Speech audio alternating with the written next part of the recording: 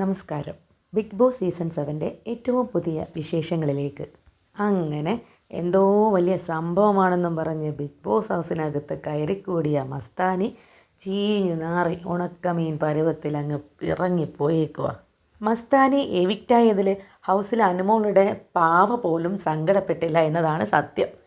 ഷാനവാസ് പറയുന്നുണ്ട്, ഞങ്ങളാരും സന്തോഷിക്കില്ല, കൈയടിക്കില്ല, ആഹ്ലാദിക്കില്ല എന്നൊക്കെ. ബുദ്ധിയുള്ള പ്രേക്ഷകർക്കൊക്കെ മനസ്സിലാവും അത് ഷാനവാസ് മസ്താനിക്കിട്ടൊന്ന് കുത്തിയതാണെന്ന്.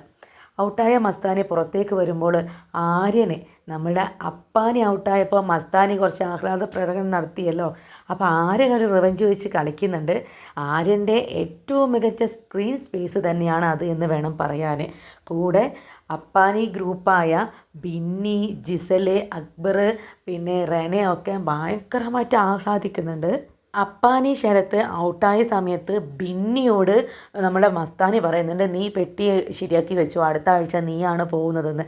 അപ്പോൾ ബിന്നി മസ്താനിക്കിട്ട് സംസാരിക്കുന്നതൊക്കെ നമ്മൾ കുറച്ച് മുമ്പുള്ള വീഡിയോയിലൊക്കെ ഇട്ടിട്ടുണ്ട്. അതേപോലെ തന്നെ ഇന്ന് മസ്താനി ഔട്ടായപ്പോൾ അക്ബർ, അപ്പാനി ഗ്രൂപ്പിലുള്ള എല്ലാ അംഗങ്ങളും അത്രമേൽ ആഹ്ലാദത്തിലായിരുന്നു.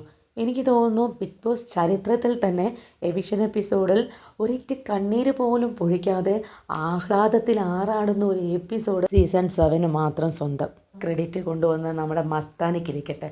എന്തായാലും ചീഞ്ഞു നാറി ഒരു വഴിക്ക് പോവുമല്ലേ, കൊണ്ടുപോട്ടെ.